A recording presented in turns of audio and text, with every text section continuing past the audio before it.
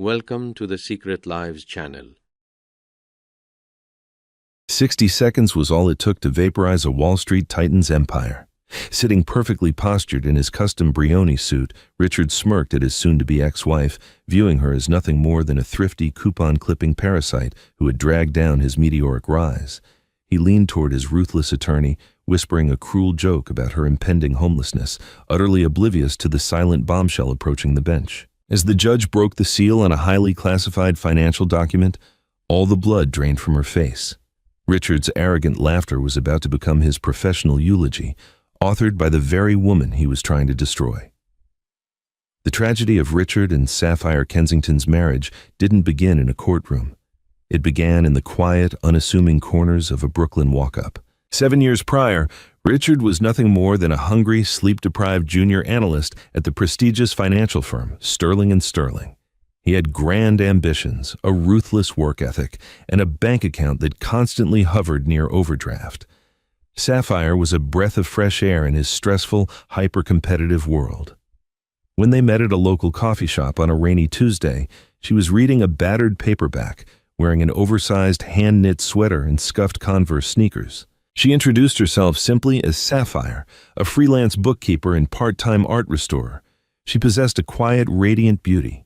But what drew Richard to her was her grounding presence. In a city obsessed with status, Sapphire didn't care about the labels on his clothes or the fact that he could only afford cheap takeout for their dates. She made him feel like a king even when he was a peasant. For the first 3 years of their marriage, they were happy. They lived within a strict budget that Sapphire meticulously managed. She shopped at discount grocery stores, navigated the subway system with seasoned expertise, and scoured flea markets for furniture they could refurbish together. She was, by all appearances, a woman perfectly content with the simple things in life. But as the years rolled on, the dynamic began to shift. Richard's ruthless drive paid off. He orchestrated a massive merger involving a Silicon Valley tech giant, catching the eye of the firm's senior partners. The promotions came fast, and with them, the exorbitant bonuses. Richard's salary jumped from low six figures to over $3 million a year. As his bank account swelled, so did his ego. The man who once happily ate dollar-slice pizza with his wife on the fire escape was replaced by a man who scoffed at anything without a designer label. Richard began tailoring his life to match the Wall Street elite.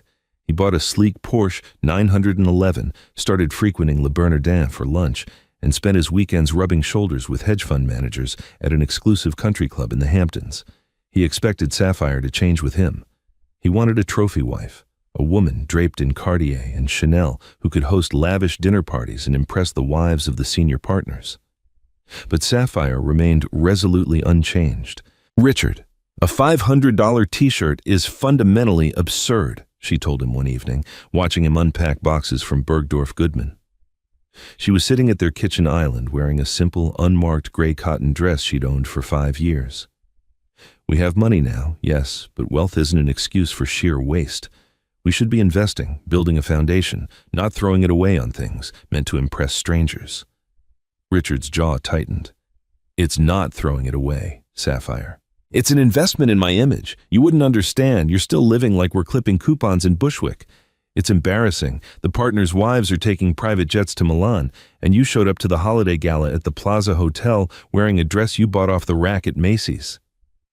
"Nobody cared about the dress, Richard," she replied softly, though a flicker of hurt crossed her eyes. "I cared," he snapped. "I looked like I was dragging the help out for the evening." That night marked the beginning of the end. Richard began to view his wife not as his partner, but as an anchor weighing him down.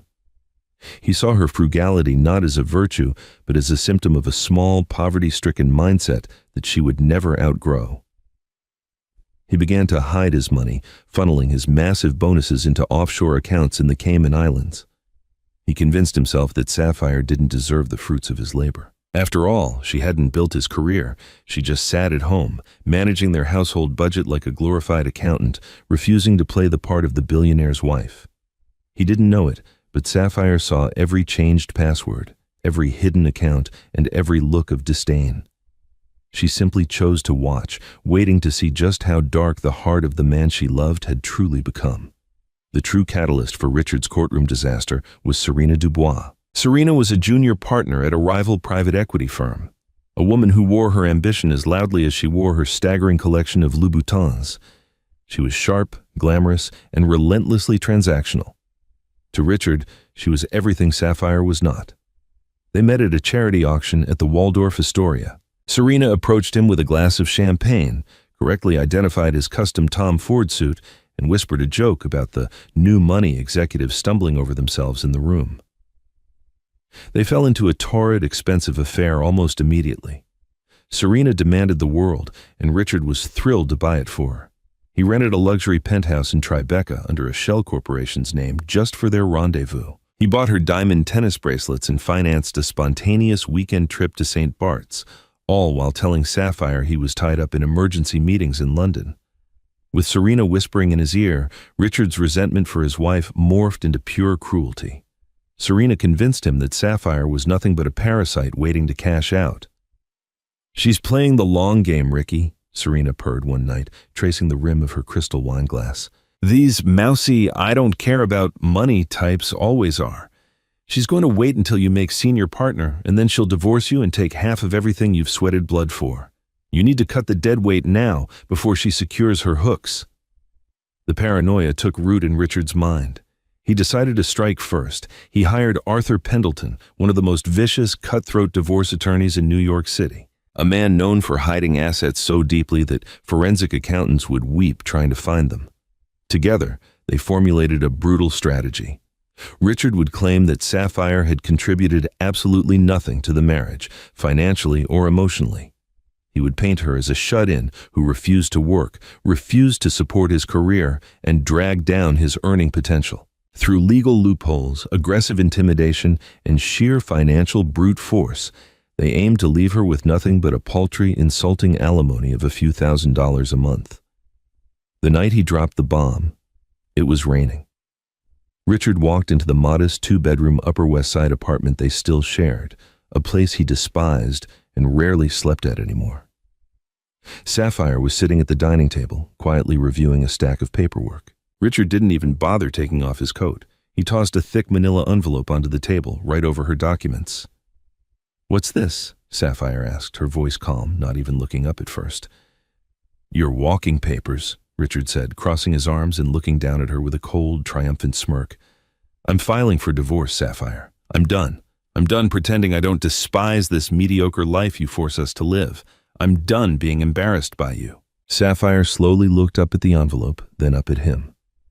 There were no tears in her eyes. There was no screaming. There was just a profound, unsettling stillness. "I see," she said softly. Her lack of emotion infuriated him. He wanted her to beg. He wanted her to cry so he could feel the superiority he craved. "Is that it?" "I see," he spat. "You better get yourself a lawyer, Sapphire, though I doubt you can afford one with your little freelance bookkeeping pennies. Pendleton is representing me. And just so we're clear, you aren't getting a dime of my money. I built my fortune. You just sat around clipping coupons." Sapphire stood up, meticulously aligning the edges of her own paperwork.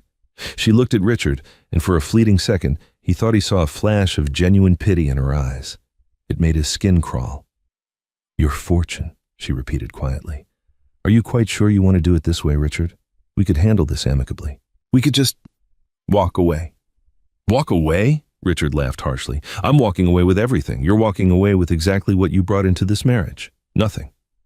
Sapphire held his gaze for a long moment. "Very well," she whispered. "I will see you in court, Richard." As Richard stormed out of the apartment, dialing Serena to tell her the deed was done, he felt a massive weight lift off his shoulders. He felt invincible. He had no idea he had just stepped onto a landmine, and the timer was already ticking. 8 months later, the doors of the New York County Supreme Court swung open. The air inside the courtroom was thick with tension, smelling faintly of lemon polish and old paper. The sky outside was a brilliant, unforgiving blue, casting sharp beams of light across the wooden benches. Richard sat at the petitioner's table, looking like he had stepped off the cover of a GQ magazine. He wore a navy blue bespoke suit, a silk tie, and a Patek Philippe watch that alone cost more than most people made in a decade. Next to him sat Arthur Pendleton, looking every bit the predatory shark he was reputed to be, organizing thick binders of financial documents meant to bury Sapphire alive. Behind them in the gallery sat a smattering of Richard's Wall Street colleagues and, brazenly, Serena Dubois. Serena wore a tailored cream-colored suit, oversized sunglasses pushed up into her hair, and a condescending smirk. They had come to watch the slaughter. Across the aisle at the respondents' table sat Sapphire. The contrast was staggering. She wore a simple tailored black dress, elegant but utterly unbranded. Her hair was pulled back into a neat, unassuming bun. Next to her sat an older gentleman who looked completely out of place in this high-stakes battlefield. He had white hair, wire-rimmed glasses, and wore a somewhat rumpled tweed suit. He looked like a retired history professor, not a divorce lawyer. Richard actually chuckled when he saw him. "Look at the relic she dug up," Richard whispered to Arthur. "Probably pro bono, or she found him in the yellow pages." Arthur sneered, not bothering to look closely at the older man. "We'll be out of here by lunch, Richard. I'm going to eviscerate them." The bailiff barked for the room to rise as Judge Sylvia Harrington took the bench. Judge Harrington was a formidable woman in her late 50s, known for her no-nonsense demeanor and her utter intolerance for courtroom theatrics. She adjusted her glasses and looked down at the docket. "Kensington versus Kensington," Judge Harrington announced, her voice echoing sharply. "Let's get this over with. Mr. Pendleton, you may begin." Arthur stood up, buttoning his jacket with a theatrical flair. He paced out from behind the table, addressing the judge with the smooth, practiced voice of a man who loved the sound of his own words. "Your Honor, this case is, at its core, incredibly simple," Arthur began, gesturing dismissively toward Sapphire. "My client, Richard Kensington, is a self-made man. Through relentless hard work, long nights, and unmatched financial acumen, he has built a highly successful career in high finance.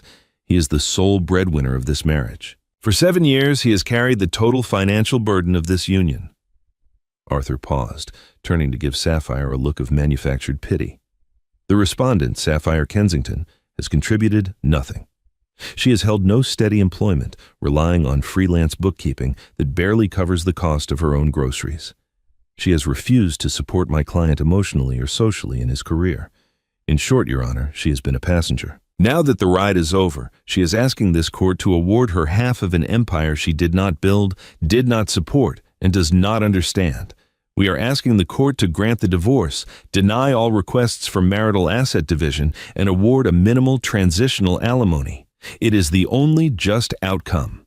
Richard beamed with pride, shooting a victorious glance back at Serena, who offered a subtle wink. "Mr. Kensington, please take the stand," Arthur commanded. For the next 2 hours, Richard painted a masterpiece of manipulation. Under Arthur's guiding questions, he detailed his 80-hour workweeks.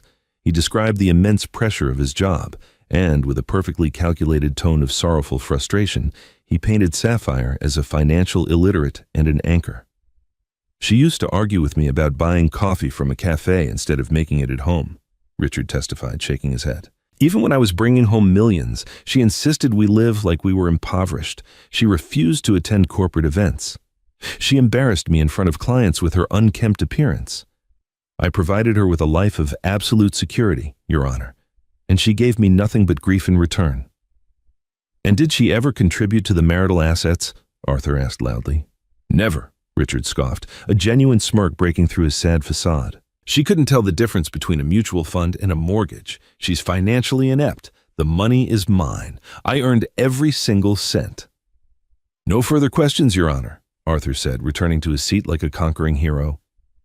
Judge Harrington looked over her glasses at the respondents' table. "Does the defense wish to cross-examine?" The older man in the tweed suit stood up slowly. He adjusted his wire-rimmed glasses and picked up a single thin folder. He didn't pace. He didn't raise his voice. He simply walked to the podium and looked at Richard with a mild, almost grandfatherly curiosity. "Mr. Kensington," the old man said, his voice quiet but carrying perfectly through the silent room. "My name is Harrison Hayes. Just a few questions to clarify your remarkable achievements." At the petitioner's table, Arthur Pendleton suddenly froze. His pen slipped from his fingers, clattering loudly against the mahogany table. All the color instantly drained from his face. Richard frowned, looking at his lawyer. "Arthur, what's wrong?" he whispered. Arthur didn't answer. He was staring at the old man, his eyes wide with a sudden suffocating terror. He knew that name. Every elite lawyer in the state of New York knew that name. Harrison Hayes wasn't a Yellow Pages lawyer. He was the senior managing partner of Hayes, Sterling, and Vanguard, the most exclusive, notoriously private wealth management legal firm in the world. They didn't handle divorces for mere millionaires. They handled the trusts of entire sovereign nations and dynastic bloodlines. Before Richard could process his lawyer's panic, Harrison Hayes opened his thin folder. Mr. Kensington, you claim to be an expert in high finance. You claim to have built your empire entirely on your own, Hayes said mildly. You are currently a managing director at Sterling & Sterling, correct? Yes, Richard said, lifting his chin, though a sudden unease gnawed at his stomach. I earned that position. Indeed. And you are aware that Sterling & Sterling is privately owned, that it is a subsidiary of a much larger holding conglomerate known as the Whittaker Price Group? Richard frowned. Of course. Everyone on Wall Street knows that. The Whittaker Price Group is a ghost entity. Old money. Nobody knows who actually sits on the board, but they own half the real estate in Manhattan and several financial firms. What does that have to do with my divorce? Harrison Hayes didn't smile. He simply pulled a single sheet of heavy, watermarked parchment from his folder and handed it to the bailiff to deliver to the judge. It has everything to do with it, Mr. Kensington, Hayes said softly, the silence in the courtroom now feeling like a physical weight. Because, you see, you have just spent 2 hours under oath, on the public record, testifying that your wife is financially inept, unemployed, and entirely dependent on your charity. The bailiff handed the document to Judge Harrington. The judge read the first line, and her eyes widened in shock. She looked up, her gaze snapping directly to the quiet, unassuming woman in the black dress sitting at the respondent's table. Your Honor, Hayes continued, his voice echoing like the tolling of a final bell, I would like to enter Exhibit A into the record, the fully authenticated, legally binding articles of incorporation and ownership for the Whittaker Price Group, revealing that my client, Sapphire Davies Whittaker, is not a freelance bookkeeper. Hayes slowly turned his gaze to Richard, who was suddenly gripping the edges of the witness stand so hard his knuckles were white. She is the sole living heiress, the majority shareholder, and the ultimate owner of the Whittaker Price Group, including Mr. Kensington, the firm you work for, the building you work in, and the offshore Cayman accounts you falsely believed you had hidden from her. The courtroom erupted. The gavel came down with the force of a thunderclap, but it did little to quell the immediate uproar. Judge Sylvia Harrington was striking her wooden block so hard the brass inkwell on her desk rattled, shouting for order over the sudden chaotic murmurs of the gallery. Order! I will clear this courtroom! Judge Harrington bellowed, her usually stern face flushed with a mixture of shock and sheer professional indignation. At the petitioner's table, Richard Kensington looked like a man who had just been shoved out of an airplane without a parachute. His mouth was open, but no sound came out. He stared at the piece of heavy parchment in the judge's hands as if it were a venomous snake. This is a lie, Richard finally choked out, his voice cracking. He pointed a trembling finger at Sapphire, who remained seated, her posture impeccable, her expression unchanged. This is a forgery. She's a freelance bookkeeper. She shops at discount grocery stores. You expect me to believe she owns the Whittaker Price Group? She doesn't even own a car made in this decade. Harrison Hayes, still standing at the podium, did not raise his voice. He didn't need to. He commanded the room with the effortless authority of a man who dealt in billions before breakfast. The documents are fully authenticated by the Securities and Exchange Commission, the Federal Reserve, and the state of New York, Mr. Kensington, Hayes said smoothly, adjusting his wire-rimmed glasses. My client, Sapphire Davies Whittaker, dropped her hyphenated surname when she moved to Brooklyn 7 years ago. She desired to live a normal life. She wanted to build a relationship based on affection, not the gravity of her family's wealth. An old-fashioned notion perhaps, but entirely legal. Arthur Pendleton, Richard's ruthless shark of a lawyer, was suddenly sweating profusely. He was rapidly flipping through his own binders, his hands shaking. He knew exactly who the Whittaker Price Group was. Everyone who played in the deep waters of Manhattan real estate and high finance knew the ghost conglomerate. They were the apex predators. And Arthur had just spent 2 hours trying to bully their sole heiress out of a few $1,000s in alimony. Your Honor, Arthur stammered, his polished veneer completely shattering. He physically took a step away from Richard. I was entirely unaware of this information. My client assured me— Your client is a fool, Mr. Pendleton, Judge Harrington snapped, her eyes narrowing as she read further down the document. She looked up, her gaze locking onto Richard like a laser.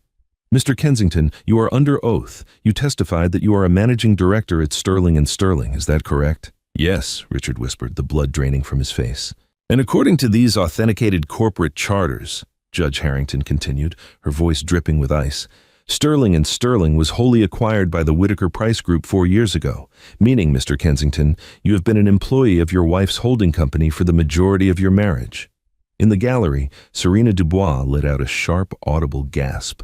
She pulled her oversized sunglasses down over her eyes, trying to shrink into the heavy wooden bench. The arrogant smirk she had worn into the courtroom was entirely gone, replaced by the panicked realization that the golden goose she had bet her future on was actually a trespassing pigeon in a billionaire's aviary.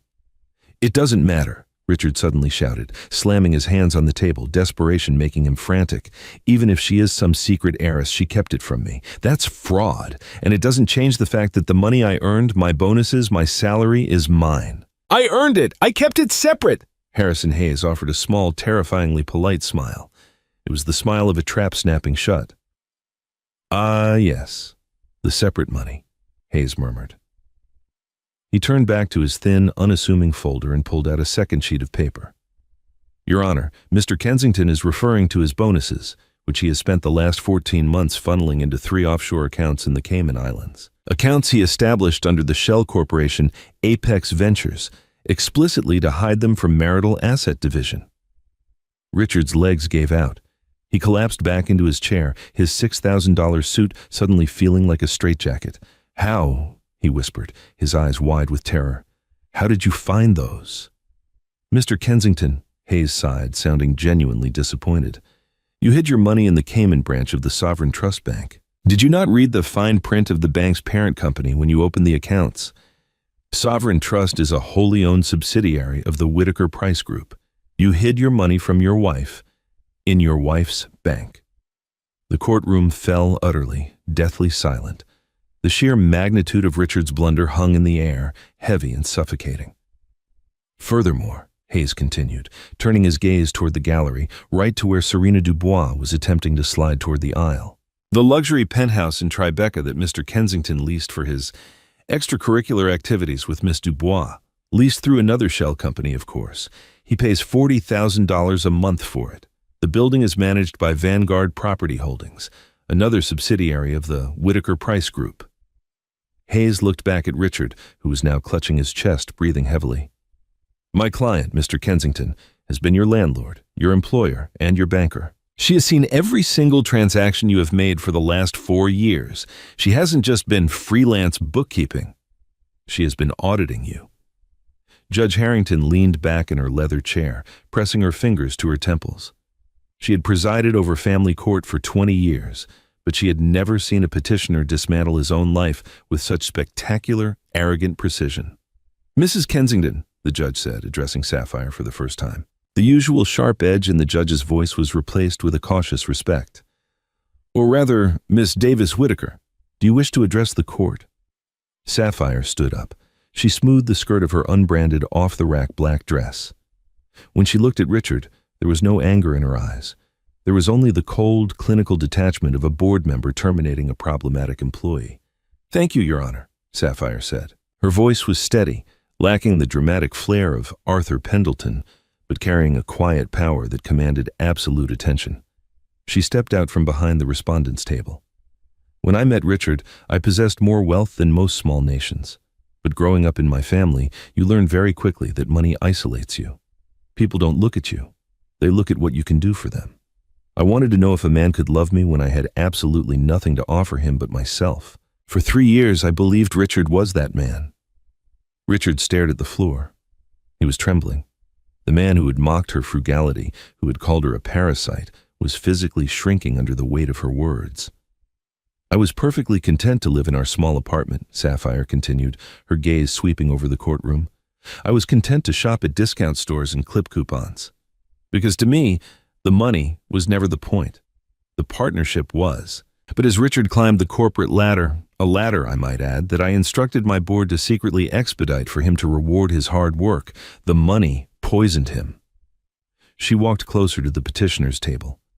Arthur Pendleton actively leaned away from her, avoiding her eyes. He became obsessed with status, with labels, with looking down on people who had less than him. Including me, Sapphire said, her voice dropping a fraction of a degree. When he began stealing from our joint accounts to fund his affair with Miss Dubois, I saw the alerts immediately. When he opened the offshore accounts to hide his assets in preparation for this divorce, I approved the wire transfers myself from my administrative terminal. Why didn't you just tell me? Richard burst out, a pathetic, desperate whine escaping his throat. If you had just told me who you were, we wouldn't be here. None of this would have happened. I would have treated you differently. Sapphire stopped. She looked at him, and the absolute disgust in her expression finally matched the disgust he had shown her for the past year. That is exactly why I didn't tell you, Richard, she said quietly, because you would have treated me differently. You would have played the part of the loving husband just to keep your hands on my family's money. I needed to see exactly who you were when you thought you held all the power. And you showed me. You showed me a man who would leave his wife destitute just to impress a woman in a pair of red-bottomed heels. Serena Dubois, unable to take the humiliation any longer, finally stood up, her face burning scarlet, and practically sprinted out of the courtroom, her expensive heels clicking frantically against the marble floor. Richard didn't even turn to watch her go. His entire world was collapsing. Your Honor, Harrison Hayes interrupted, stepping smoothly back to the podium. If this were merely a case of marital infidelity and hidden assets, we would simply ask for the dismissal of Mr. Kensington's ridiculous alimony demands and a clean break. However, my client's bookkeeping uncovered something far more severe. Hayes pulled a thick, heavily bound dossier from his briefcase and dropped it onto the podium with a heavy thud. During his efforts to impress Miss Dubois and maintain his facade of immense self-made wealth, Mr. Kensington's legitimate bonuses were not enough. He began inflating the valuation of tech portfolios managed by Sterling and Sterling. He created phantom profits to trigger larger quarterly payouts for himself. Arthur Pendleton leaped to his feet, his survival instinct overriding his shock. Your Honor, objection. This is a family court. If counsel is alleging corporate fraud, that is completely outside the jurisdiction of a divorce proceeding.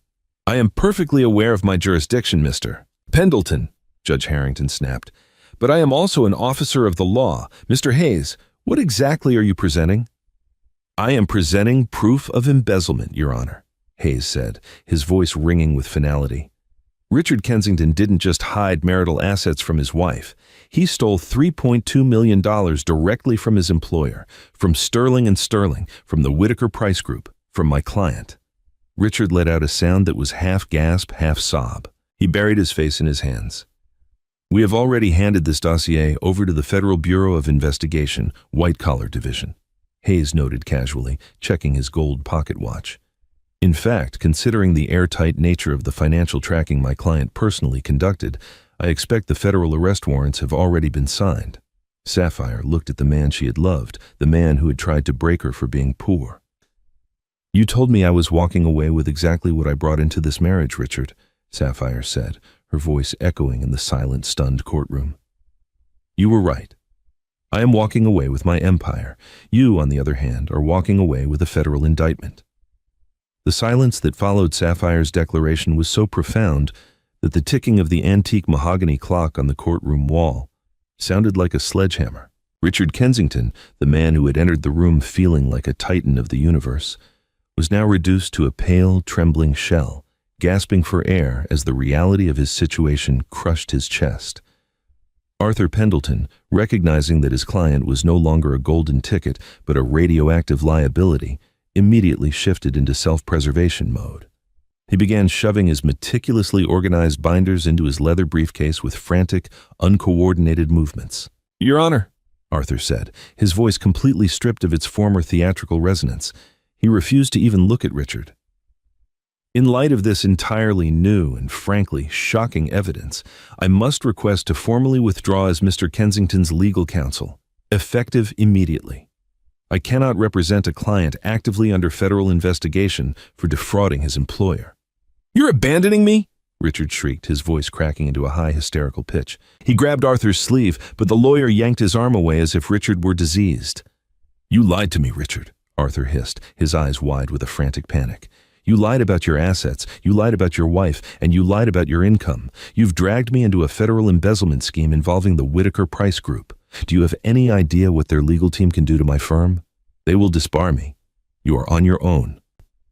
Judge Harrington watched the exchange with a look of absolute disgust. She struck her gavel one final, authoritative time.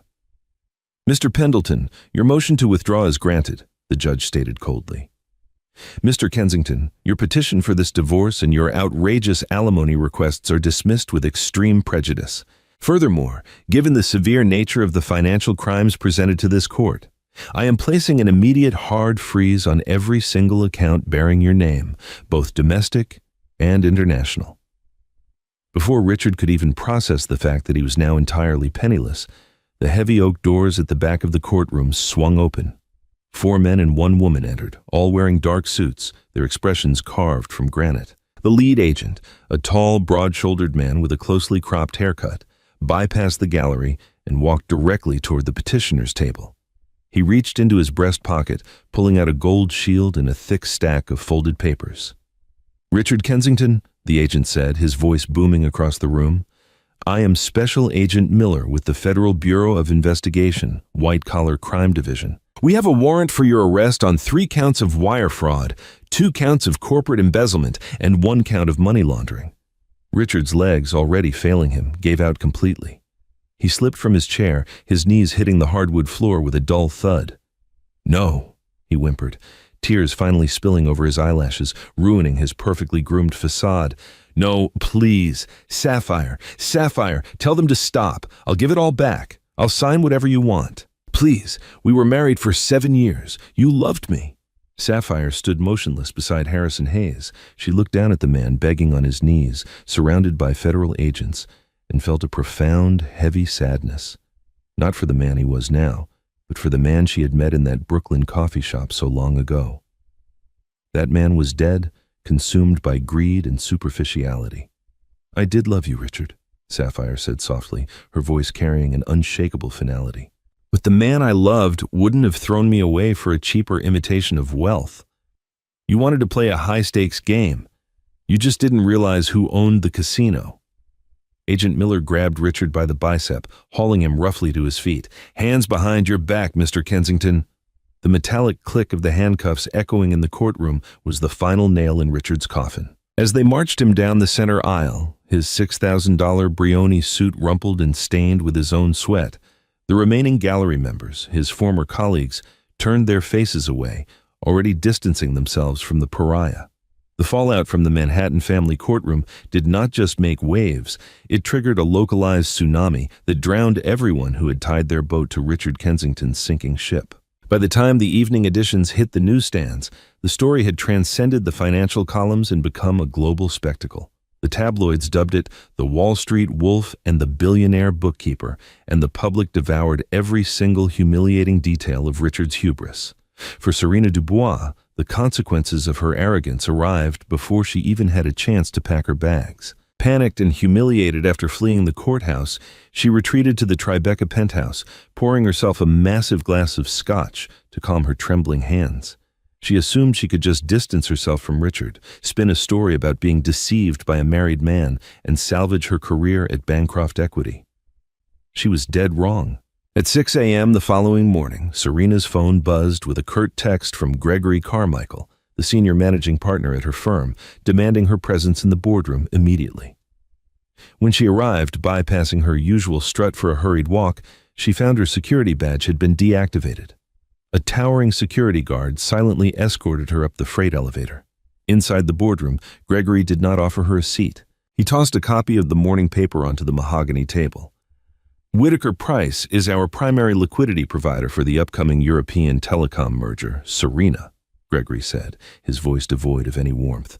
"At 4 a.m., their legal department informed us that they will pull $3 billion in funding by noon, unless we purge our ranks of anyone involved in the public defamation and attempted extortion of their chairwoman.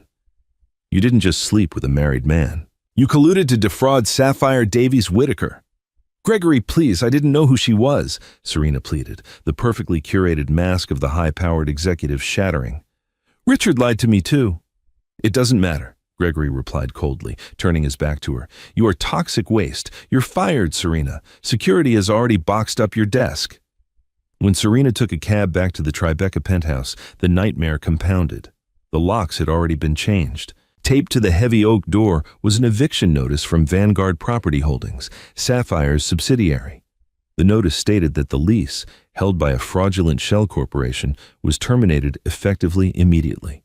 Serena's collection of Louboutins, her designer gowns, and her expensive jewelry had been packed into standard cardboard moving boxes and left on the loading dock by the service entrance. In less than 24 hours, the woman who had demanded the world was left sitting on a loading dock in the rain, entirely erased from the Manhattan elite. Meanwhile, Richard Kensington was experiencing a hell he could never have conceptualized. Stripped of his custom-tailored Brioni suit, his Patek Philippe watch, and his dignity, he sat shivering in an aggressively fluorescent holding cell at the Metropolitan Correctional Center. He wore a stiff, scratchy orange jumpsuit that smelled faintly of industrial bleach and old sweat. His reality had fractured so violently that his brain was struggling to process the timeline. Just a day ago, he was a master of the universe. Now, he was inmate 88492054. When the heavy steel door finally clanked open, it wasn't Arthur Pendleton who walked in. It was a man named Thomas Gable, an overworked, profoundly exhausted public defender carrying a battered briefcase that looked like it had survived a war.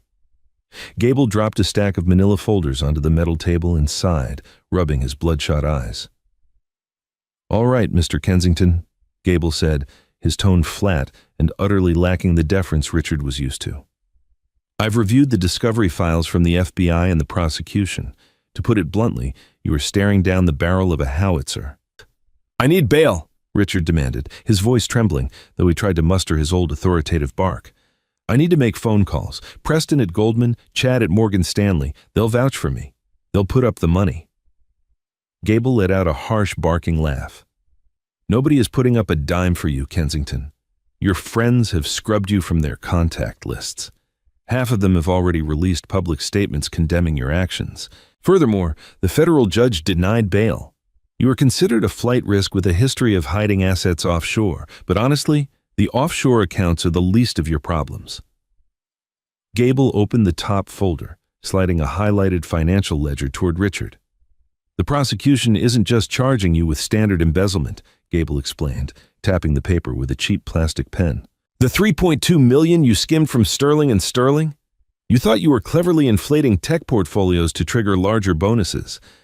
But the internal audit team at Whitaker Price had actually flagged your accounts 14 months ago. Sapphire Davies Whitaker didn't just catch you stealing, she actively laid a trap." Richard stared at the ledger, his blood running ice cold. "Those tech portfolios were honeypots," Gable continued relentlessly. "Dummy funds created by your wife's board to see if you would cross the line from marital infidelity to corporate felony. You walked right into it, signed the wire transfers with your own digital footprint, and sent the money directly to a bank she owned. You handed them a neatly packaged, bow-tied federal conviction. My advice? You plead guilty. If you take this to trial, they will bury you under the jail for 20 years. Richard buried his face in his hands, his shoulders heaving as the last pillars of his ego crumbled into dust. He had mocked his wife for clipping coupons, completely oblivious to the fact that she was playing three-dimensional chess while he was playing with wooden blocks. He had been a rat in a maze, and she had built the walls.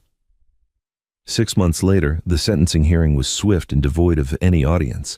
There were no colleagues in the gallery. Serena was gone. Even Richard's own parents, deeply ashamed of the public spectacle, had chosen to stay home in Connecticut. Standing before federal judge Robert Harrison, Richard looked aged by a decade. His hair was thinning, his posture was permanently slumped, and the fire in his eyes had been permanently extinguished. He pleaded guilty to 3 counts of wire fraud, 2 counts of corporate embezzlement, and 1 count of money laundering. Judge Harrison looked down at him with zero sympathy. "Mr. Kensington, your crimes are born not of desperation, but of profound, unadulterated greed and arrogance. You betrayed your employer, you betrayed your marriage, and you attempted to use the legal system as a weapon against the very woman who financed your existence. I sentence you to 144 months, 12 years, in a federal penitentiary. Additionally, you're ordered to pay full restitution of the embezzled funds. Every cent you ever make upon your release will be garnished until that debt is settled." As the bailiffs led Richard away in chains, he didn't look back. There was nothing left to look back at.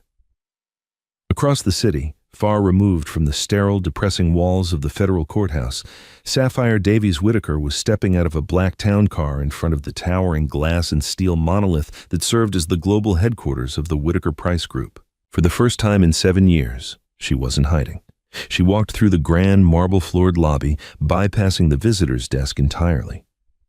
The security guards, having been briefed on the return of the chairwoman, stood at attention and offered respectful nods as she approached the private biometric elevators. She wasn't draped in designer logos.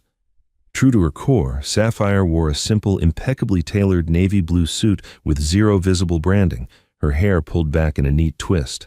She didn't need clothes to announce her power. She owned the building.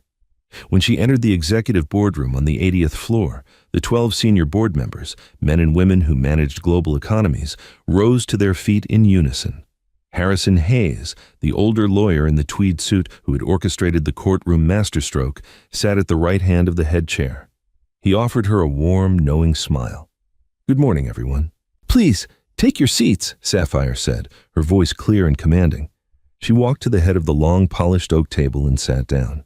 She looked around the room, feeling a sense of profound closure. The experiment was over. The normal life she had desperately craved had been an illusion, but she had survived the awakening. "Let's get straight to business," Sapphire began, opening the leather portfolio in front of her.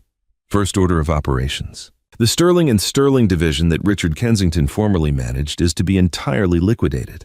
The assets will be reallocated. The $3.2 million recovered from his offshore accounts will not be absorbed back into our general fund." She paused, looking at Harrison Hayes. "Harrison, I want you to draw up the charter for the Davies Whitaker Foundation. We are going to fully fund a legal strike team. Their sole objective will be to provide elite, ruthless legal representation to men and women who are facing financial abuse, asset concealment, and extortion in family court. We will hunt down the hidden accounts of predatory spouses, and we will do it for free." The board murmured in agreement. It was a brilliant PR move, but for Sapphire it was deeply personal.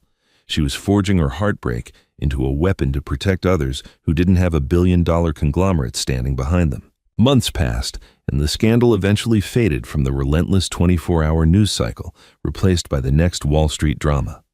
The foundation flourished, quietly dismantling the divorces of arrogant executives who thought they could bully their seemingly powerless spouses.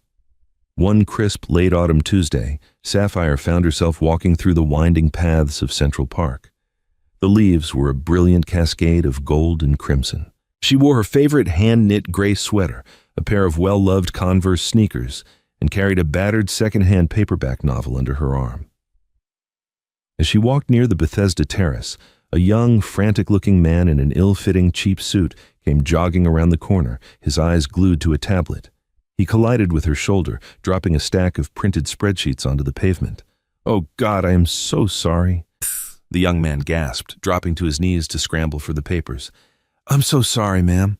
I'm late for a pitch meeting at a venture capital firm, and if I blow this, I'm out on the street." Sapphire stopped.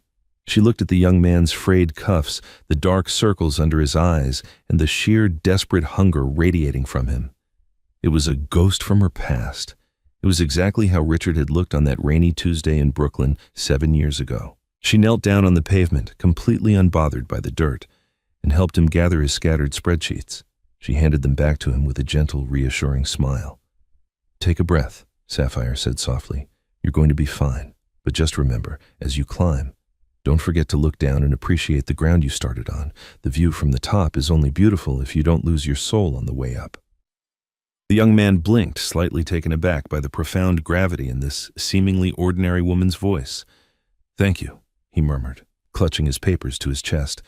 I'll remember that." Sapphire watched him sprint away toward the towering skyline of the city. She stood up, dusted off her knees, and continued her walk under the golden canopy of the park. She was no longer a victim, no longer a secret, and no longer waiting for a man to validate her worth. She was exactly who she was meant to be, walking with the quiet, unshakable peace of a woman who had weathered the storm and learned, finally, how to command the lightning. The tragedy of Richard Kensington was not that he lost his wealth, but that he never understood what true value was. Blinded by a superficial definition of success, He traded a partner of immeasurable worth for a fleeting illusion of grandeur, ultimately constructing the very trap that destroyed him. Sapphire's masterful dismantling of his deceit serves as a stark, dramatic reminder that arrogance is a fragile armor against quiet competence. In the end, the courtroom did not just witness the division of assets, it witnessed the profound revelation of character. Richard was left with the hollow reality of his own greed, while Sapphire walked away with her dignity, her empire, and the ultimate victory. It stands as a timeless warning. The most dangerous adversaries are often those who feel no need to prove their power, quietly watching from the shadows while you build your own demise.